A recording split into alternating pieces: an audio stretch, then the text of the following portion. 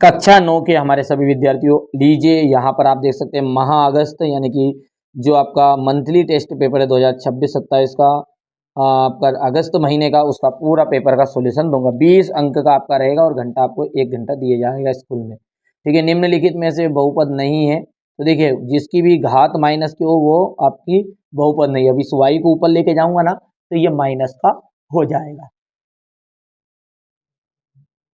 बिंदु -2, 2 किस चतुर्थांश में स्थित है? देखो ध्यान से, किस चतुर्थांश में स्थित है बच्चों ये? तो यदि प्लस प्लस रहेगा तो फर्स्ट वाला है, आगे माइनस है पीछे प्लस है तो सेकंड वाला है, यदि दोनों ही चिन्ह माइनस माइनस के हैं तो थर्ड वाला, और फोर्थ में प्लस माइनस रहेगा। ये याद रख लेना है। इन चारों में से एक तो त्रैमासिक परीक्षा में भी आएगा, और त्रैमासिक परीक्षा के लिए ही आपको मैं तैयारी कराऊंगा इस मासिक टेस्ट के बाद में तुरंत ही। और बहुत सारे वीडियो डाल दिए, नहीं देखे तो देख लेना है। तो देखो यहाँ पर पहले वाला माइनस का है, दूसरे वाला प्लस का है, इसलिए द्वितीय चतुर्थांश है।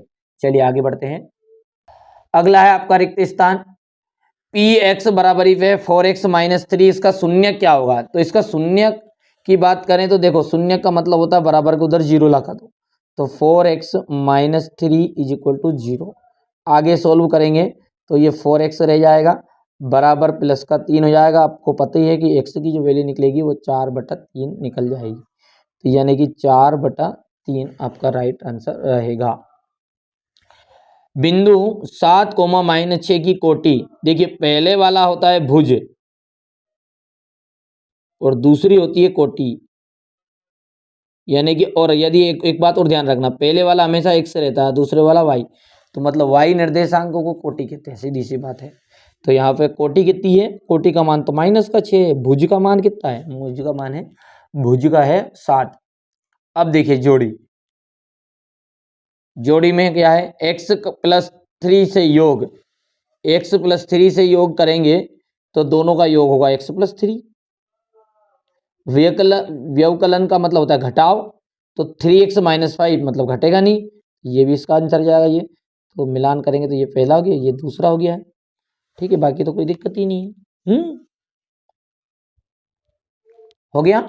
अब है आपका एक वाक्य में उत्तर। देखो ध्यान से, एक वाक्य में उत्तर, एक वाक्य में उत्तर में क्या आ जाएगा? बिंदु 4 - 5 x अक्ष से कितनी इकाई दूरी पर है? कितनी इकाई दूरी पर है?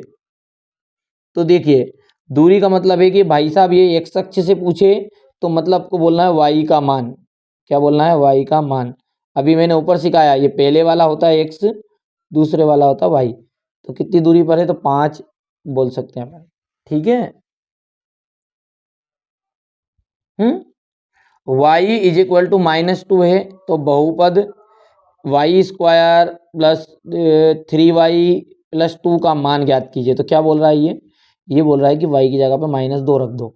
रखो वैल्यू, देखो ध्यान से, y की जगह पे -2 रखेंगे तो -2 की घात 2 + 3 × -2 + 2।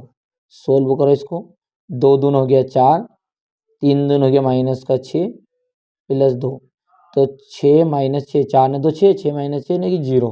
तो इसकी वैल्यू कितनी निकलेगी अपनी बच्चों? यहाँ पर 0 आंसर आ जाएगा इसका। हो गया। अब क्वेश्चन नंबर 5 क्या कह रहा है हमारा कि निम्नलिखित में से सत्य और असत्य बताइए। निम्नलिखित में से सत्य और असत्य बताना है। करनी 3 में 2 गुणित करनी 3 का गुणा करने पर 6 प्राप्त होता है क्या? ठीक है, तो ये सही बात है, क्योंकि करनी 3 मतलब घात 2 से कैंसिल, तो 3 दूने 6, सही है। y अक्ष से में स्थित किसी बिंदु की भुज हमेशा शून्य होती है, तो y अक्ष में स्थित बिंदु है तो उसकी भुज जो है वो शून्य होगी क्या? बिल्कुल सही बात है। ध्यान रखना है, y अक्ष से x की वैल्यू जो होती है वो 0 रहती है, यानी कि भुज 0। अभी तो सिखाया, यदि x अक्ष रहता तो कोटि 0 रहती, तो ये भी आपका सही है। अब क्वेश्चन नंबर जो 6 है, यहाँ से तो आपके क्वेश्चन आंसर शुरू है। हो गया, स्क्रीनशॉट आप ले लो फटाफट। ये यहाँ से आपका क्वेश्चन नंबर 7, क्वेश्चन नंबर 8,